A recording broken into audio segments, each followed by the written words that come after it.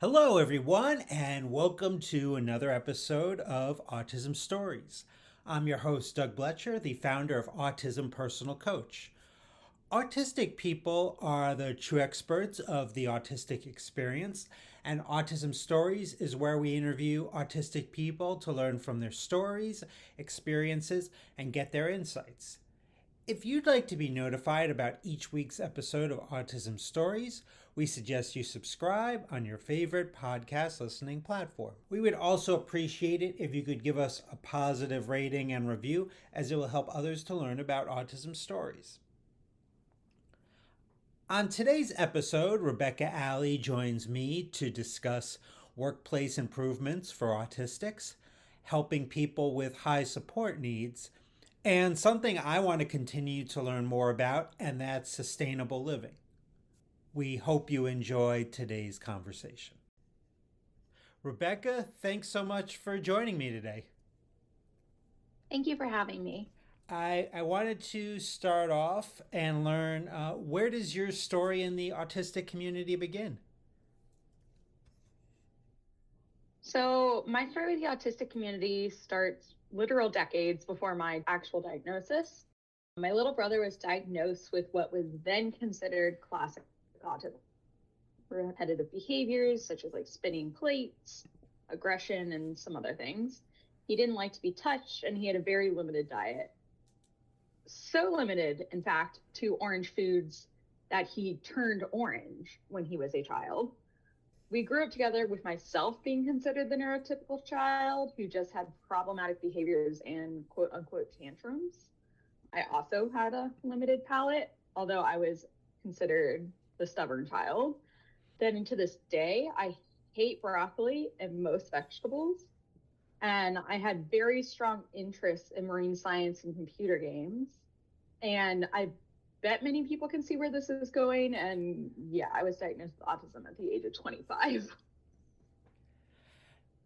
Now, talking about your brother, you wrote a really important blog for the Autism Society of North Carolina about the differences in autism presentation between siblings. You discussed how your brother has high support needs and the impact of him receiving all this support and attention was your jealousy of him as the two of you were growing up. I'm wondering if learning about your own autistic identity has helped improve your relationship with your brother in any way. Our relationship has certainly changed, although I'm not sure that it has to do with my diagnosis.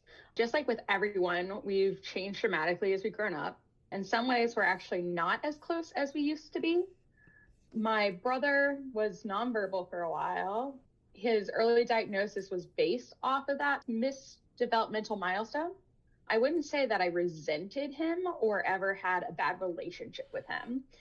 I would say there was considerable jealousy towards my peers with neurotypical siblings and television depicted sibling relationships, and the friendships that I thought my brother had with what I now understand to be paid support workers. However, I never put the blame on him or autism for those things that I felt I was missing out on. If anything, I blamed myself, at least for the friendship aspect, because I thought something must have been wrong with me, which I now, of course, understand I am and was autistic too.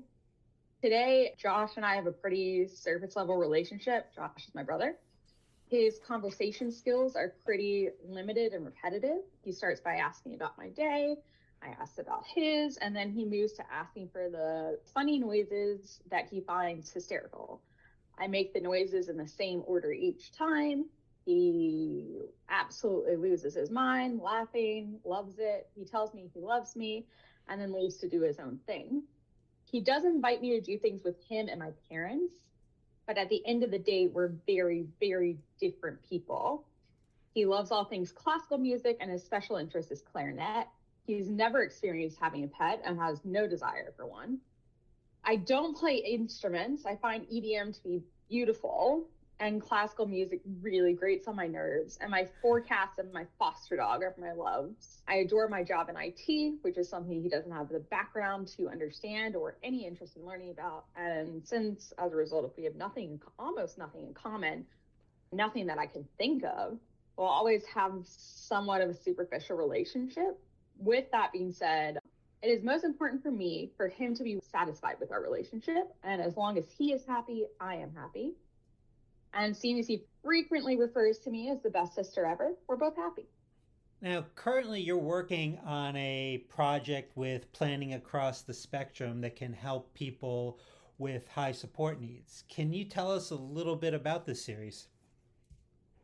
This whole series, which is more than just planning across the spectrum, and I'll get into that, was based on my own fear and uncertainty around becoming my brother's primary caretaker.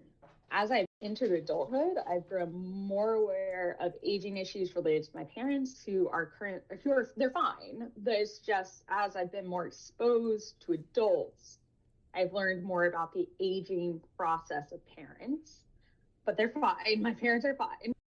And while that is hard for anyone when it comes to aging issues, for my family, it has the added dimension that my brother cannot care for himself. When my parents are no longer able to care for him, that responsibility will fall in part to government programs, but also to myself. Figuring out everything for my brother and trying to navigate government systems has been hell for my parents. I've become more aware of that. And also, as like an autistic person myself, uncertainty and I just don't mesh. That's not a thing. So that I've been trying to learn more about these subjects in order to quell my own anxiety. And as a result, I've created like this series that also will help other people while helping me. It's still in its development phases, but my general vision is that it will focus on different aspects of life for intellectually and or developmentally disabled individuals after the age of 21. In the United States, I don't know how global your audience is, but in the United States specifically, supports are pretty consistent until a child reaches adulthood, and then they end, and families and guardians have a whole new system to try to learn and navigate during what is usually an already stressful time. So far, I have a session focusing on disability and finance, which is where Planning Across the Spectrum comes in. There's going to be a future session for Disability Employment Month, which will focus on government-provided employment supports in North Carolina specifically, including the program that I entered employment through called Blanket and North Carolina vocational rehabilitation programs, including the qualifications and application process.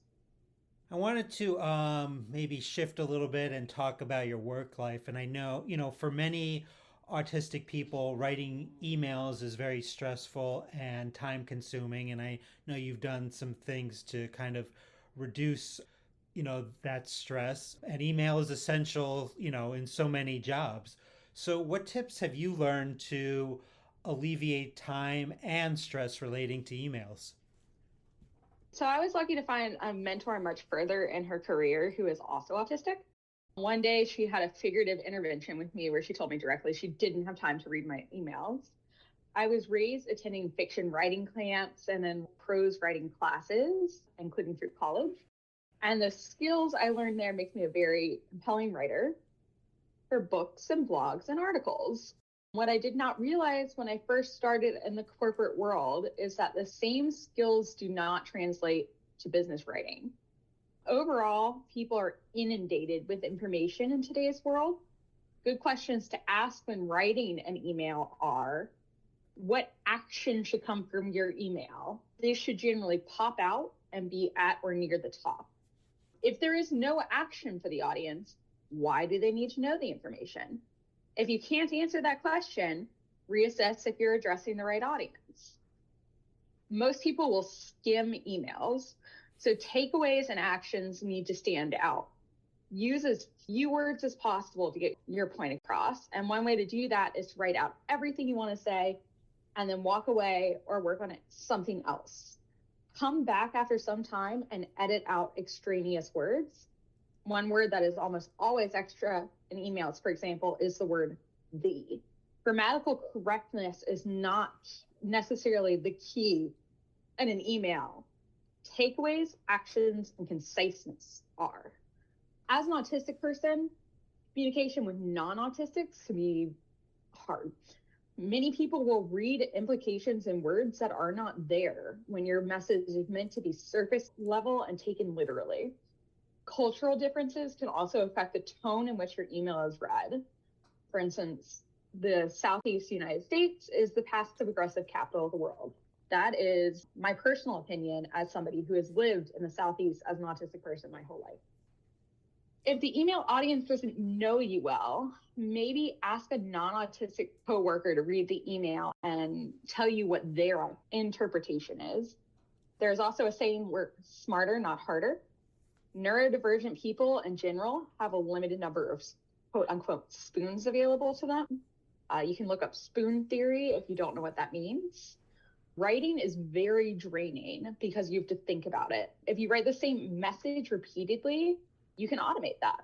Programming languages like Visual Basics for applications are very powerful and can even integrate data analysis into programs like Excel into your emails when using other Microsoft applications like Outlook. And then there's new technology that is emerging that makes email writing even simpler. Chat GPT, for example, can write an email from a prompt or help pull out and summarize key points in your messaging. It's very important when talking with chat. My experience is to tell them who your audience is and what position you are in. And then it can create a very compelling and fitting email. And then one thing to be pretty careful of with chat is obviously more information has come out about their storage practices. So just make sure you are in line with cybersecurity concerns of your either personal life or company. In sum, audience matters. Short is sweet. Find a reliable second opinion. Use available tools to reduce draft time and mental spoons extended. And good news should travel fast, but bad news should travel faster. So, Rebecca, I read recently, in preparing to talk with you on LinkedIn, where you talked that sustainable living is a passion of yours. What do you see as the advantages of businesses giving a focus on this issue with their employees?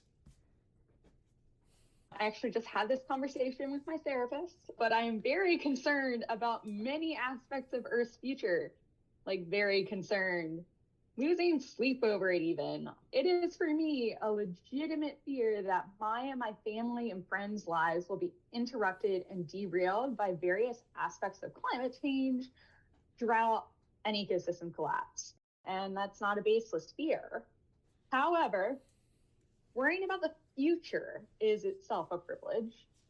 That's something we need to understand if we're going to make any real progress on these issues. There seems, from observation, little understanding that most people do not have the resources to live a bare bones, comfortable life today, let alone invest in expensive climate friendly upgrades. If somebody is choosing between life saving medical access and food, unable to regularly feed themselves and their families, and you ask them to spend money on electric, hybrid, or upgraded vehicles, where do you expect that money to come from? In the United States, government funding doesn't even properly cover medical care or access to food for children. Those who live paycheck to paycheck or even less and struggle every day do not have the financial, emotional, or mental resources or spoons to focus on anything but day-to-day survival. Calls for massive change like now, like sudden switch to an oil-free society, are not sustainable. Ultimately, I do not want responsibility for educating people on sustainability to fall on companies. I want it to fall into the education system. Corporate employees are only a small subset of the world population. Minimizing the reach of corporate sustainability education efforts and saving the world is really a joint effort. But where I grew up in suburban North Carolina, Southeast, passive aggressive capital of the world, we did not receive any education on sustainable habits that I can remember. I don't remember a single lesson on even basic recycling and waste methods. My friend, who I love dearly, put aluminum foil into my recycling can a few weeks ago. Aluminum foil is not recyclable. Bless their heart, they have a hybrid vehicle. Adults in the United States do not know or understand proper sustainability as it exists. We don't even use the tools we have available for us today. Businesses can help bridge that gap in knowledge, and that's a lot of the outreach work that I do. But I think the ultimate solution to future problems lies, again, in the United States, and fixing the crisis struck education system. Building sustainable method knowledge and habits early and involving the parents in those sustainable activities is so important. But other areas of the world, of course, have entirely other sets of problems to contend with. I love that you talked about the education piece of it because to this day, on my recycling bin, many times I'm like forgetting, does this go in the recycling bin or not? And thankfully there's like a long list of things on the recycling bin so I could refer to it. But so I definitely kind of can see that even from like an executive functioning perspective, that education is really important. So within my anything talking about sustainability, Yeah. you're good to go. So what I did, because I'm not sure what magical place you live in that put it on the recycling bin, because that's a brilliant idea. I went to my municipality because one thing to consider is different municipalities can process different recycling. And I went to my municipality and I literally went on their website and I printed and then laminated the list of things that my municipality can accept. And it is on my fridge. And then my recycling bin is across from my fridge.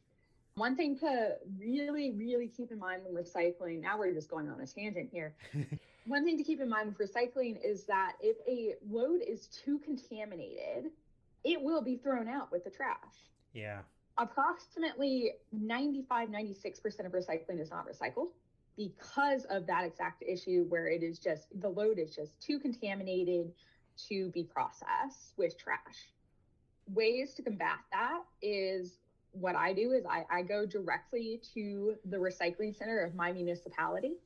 So I don't put it in recycling bins. And I also upcycle where I can. And I use direct gifting groups like Buy Nothing on Facebook, or well, Buy Nothing has their own app, but there are similar groups on Facebook and like Facebook Marketplace. And I will just list stuff that I would otherwise throw away and say, does anybody want this? It's free, just come and get it. And a lot of stuff gets new life that way. Sorry, Yeah. I love sustainability. Yes, it's so important. So thank you for sharing that. I also read something where you said that many of your successes stem from your autism. One aspect that you mentioned was your comfort in challenging the status quo. So I'm just wondering, like, in challenging the status quo, kind of what positive results have you seen from this in your life? So in April 2022, Governor Roy Cooper launched the CARES initiative in North Carolina, which is a state employee benefits program for those on the autism spectrum who are more advanced in their career. I joined the state Link It program, Linking North Carolina with Innovative Talent, Link It, in 2019, but Link It is more of an early career internship to hire program. When I successfully left the program in late 2019, I was invited to be on their steering committee as an autistic voice. As my career advanced, I realized there really isn't support for autistic professionals outside their early career, at least none I could identify. Autism doesn't go away if you, again, figurative you, want to take a new job and another company are laid off, promoted, whatever. I gave the steering committee this feedback, and my speaking up led directly to the launch of the CARES initiative 2 years later. Additional feedback I gave them based on my experiences in the program led to a resource bank for autistic people in and leaving the program to help them integrate into independent living and often a higher income bracket with more benefits and financial flexibility. Going from fast food, making $8.50 an hour, to corporate benefits and salaries was an enormous shock and an immense learning curve. Not to mention, I finally moved out of my parents' house and on my own. That introduced an entirely new set of challenges for me. My parents and cousins who were further in the career were able to help me in many, many ways, but not everybody has those resources that I did. This resource bank, including some resources I supplied, launched in early 2023 on the Linkit website. Those are just two of many results that have come from my ability to give constructive feedback, even to senior government officials. And Linkit was always a wonderful initiative, but I am so proud of how my constructive feedback has been incorporated along the way. And lastly, how can our listeners learn about you, Rebecca, beyond this interview? I'm most active on LinkedIn, where I post neurodivergent and social justice issues a few times a week. I have other podcasts and articles around the internet, but they are also LinkedIn, pun intended, in my bio on LinkedIn. So that is the best home source to find more about me. Well, Rebecca, I loved meeting you. Thanks so much for the conversation today. Of course. And like I said, thank you for having me. Thanks so much to Rebecca for the conversation. To learn more about Rebecca, please check out the link in the podcast description for this episode. At Autism Personal Coach, we provide customized coaching for autistics to help improve the quality of our lives. All of our coaches are either autistic or autistic selected for their commitment to trauma informed and neurodiversity affirming strategies. They deeply understand burnout, sensory needs, executive functioning, and the importance of special interests. If you're interested in learning more about our coaching, please visit autismpersonalcoach.com for more information. I hope you enjoyed this episode of Autism Stories, and if you did, if you could tell a friend, foe, or anyone you know about it so they could have the same enjoyable and educational experience as you when listening to Autism Stories, be very much appreciated. Until next time, I'm Doug Bletcher of Autism Personal Coach. Talk to you then.